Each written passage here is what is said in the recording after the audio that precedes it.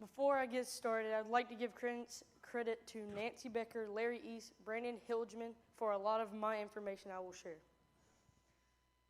Baseball, America's favorite pastime. I've been playing since I was 3 years old. My favorite thing about baseball is hearing the crack of the bat and hearing the crowd cheer as they see the ball soar over the fence. Running the bases and meeting the team at home plate to receive high fives and attaboys from the team is a great feeling. I've only got to experience this once so far, but it's a great feeling. Baseball has taught me that effort, attitude, and hard work are very important. These can change the course of the game. I have to admit my attitude is not always the best, but your attitude can change how you see the world. When you look at something, do you first see the positive or the negative? Are you glass half full or glass half empty kind of person? Maybe you need to change your perspective. Let me tell you a little story. Once there was a boy playing alone who was heard to say, "I'm the greatest hitter in the world." He tossed up the ball into the air, swung, missed, strike one. Undaunted, he picked up the ball, threw it into the air, and said to himself, "I'm the greatest hitter who ever lived." And he swung at the ball again, and again he missed, strike two. He paused for a moment to examine his bat and ball carefully. Then, a third time, he threw the ball into the air. "I'm the greatest player who ever lived," he said. He swung the bat hard, missed a third time. He cried out, "Wow, strike three. What a pitcher."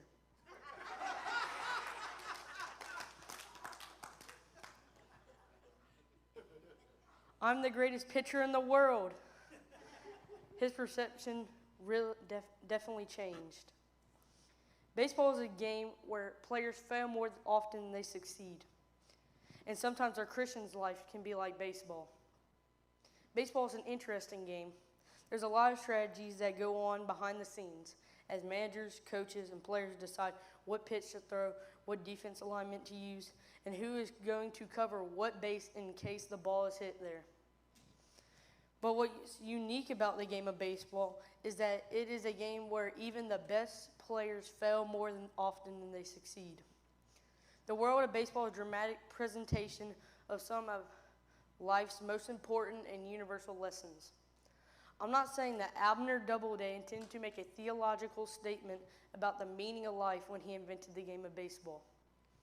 But he did invent a game that traumatizes the very human predicaments of trying to measure up to the standards of perfection and always falling short. You know, being a group of imperfect people seeking the perfection, maybe you heard of that somewhere? Paul talked a lot about those standards of perfection that are impossible to meet. To Paul, those standards were the Hebrew law. Paul said the law is a curse, always reminding us that we are not enough. The law, he says, is set up to show us that we cannot do right. We can never be good enough because we cannot live up to the standards. All have sinned and fall short to the glory of God, Paul said in his letter to the Romans. Baseball is a lot like that. Baseball is a game of measuring things against impossible standards, a game of numbers. Everything is added up and written down somewhere. You can read about RBIs, ERAs, and fielding percentages compared against every other player in the league. A player's batting average is printed on a box score. It is announced over the radio and flashing bright lights at the stadium. All carry out to 3 decimal points. Nobody says he's hitting pretty well. They say he's hitting 276. It's all about precise measurements. There is no way to pretend success. There's no way to hide failure. The numbers are right there in print. Best hitter in baseball have a batting average of around 300. And you might say, well, if the best hitter hits 300, then that must be pretty good. But that really means is that the best hitter only gets a hit about 3 out of 10 times in that bat.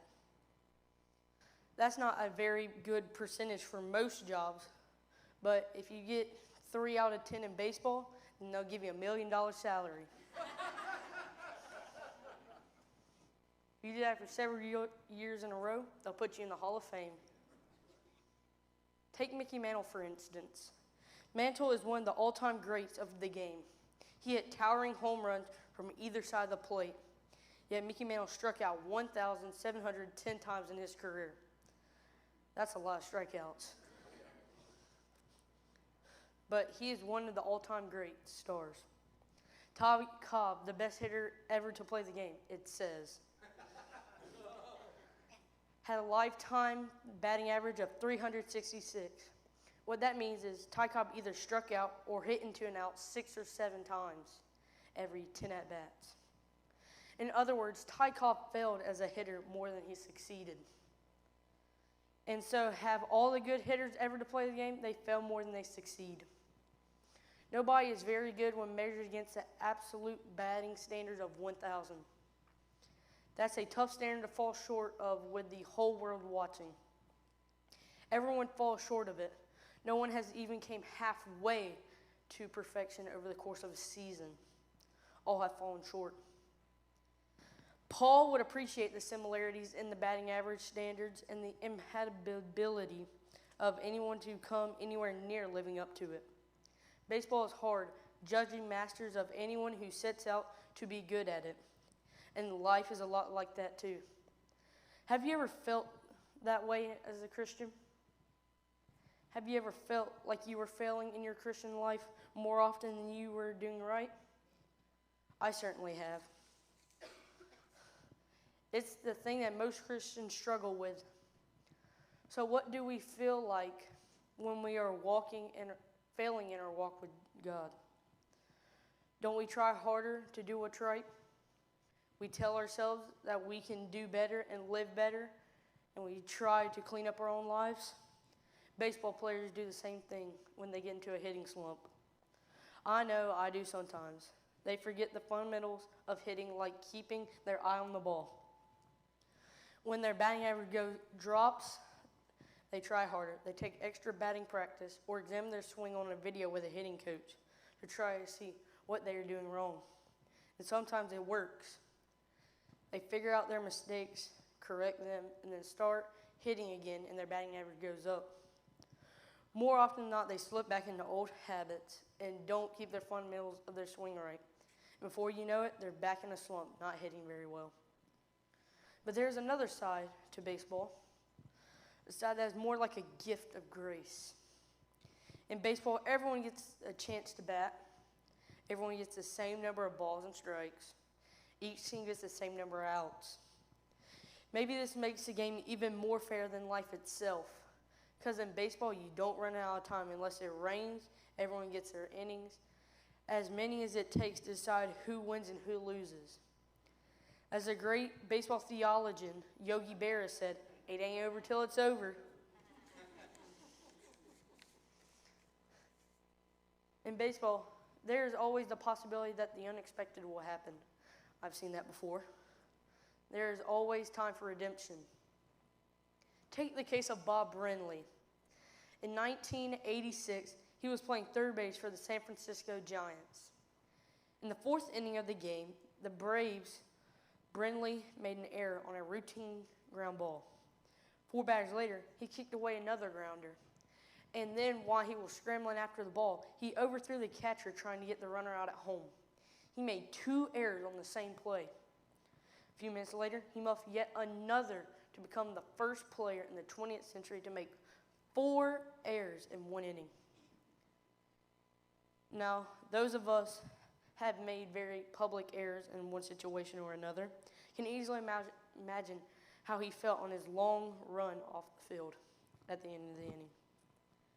But then in the bottom of the 5th, Brenly hit a home run. Then in the 7th, he hit a base-loaded single, driving in 2 runs and tying the game.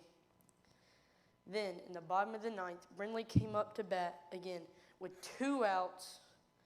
He ran the count up to 3-2 and then hit a massive home run into the left field seats to win the game for the Giants. Brenly's scorecard for that day came out to 3 hits and 5 at-bats, 2 home runs, 4 errors, 4 runs allowed, 4 runs driven in, including the game winner. What if he would just quit? they would have lost the game. But it ain't over till it's over. So don't give up.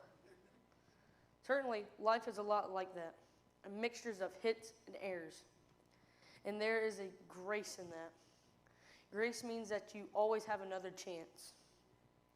Grace won't exactly erase your errors, but it will give you another chance to make up for them.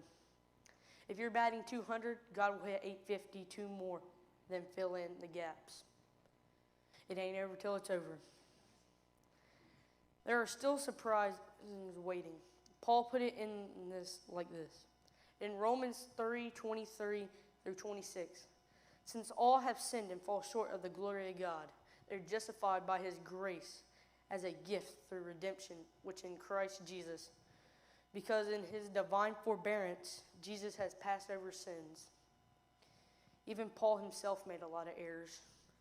He was a Pharisee, the ultimate enemy of Jesus, the feared and hated prosecutor of the early disciples. He had attempted to destroy the church by eliminating its members. But Jesus found him and turned him around and set him on a new course, building a church in which forgiveness of Christ was offered to everyone. No membership tests, no lines of birth or race or accomplishment. A church for people who made errors. All means? All. People are welcomed in Jesus' church and still make errors. In fact, Jesus spent most of his time with people who had made a lot of errors. People who went over for 4 in life. People who had often dropped the ball. Losers, we might call them. Uneducated, fishermen, prostitutes. People afflicted with unpleasant diseases and mental disorders. Tax collectors, adulteresses, the outcast, the poor, the unacceptable, and the lost. Jesus came to seek and save the lost. In conclusion, in Christ, the scorekeeper cancels the errors, gives the loser another chance, and starts a new beginning. Jesus lives past the errors to the possibility of the future. With God, it ain't over till it's over. Nothing is finished until God is finished with it. No one is finished until God has completed with them. One of the chances that we all get in life is the chance to make errors. And all of this due to the extent, some more than others. But with Christ, we always have another chance. We always have the possibility of a comeback. God's life is always seeking us, always following us, always overlooking the errors and giving us still another inning, still another chance to bat. It ain't over till it's over.